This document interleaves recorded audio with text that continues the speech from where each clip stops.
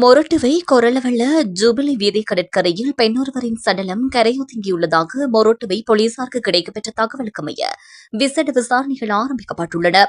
குறித்த சம்பவம் தொடர்பாக மேலதிக விவரங்கள் தெரிய வருகையில் சடலமாக மீட்கப்பட்டவர் மொரட்டுவை கொரளவெள்ள பகுதியைச் சேர்ந்த 34 வயதுடைய பெண் என அடையாளம் காணப்பட்டுள்ளார்.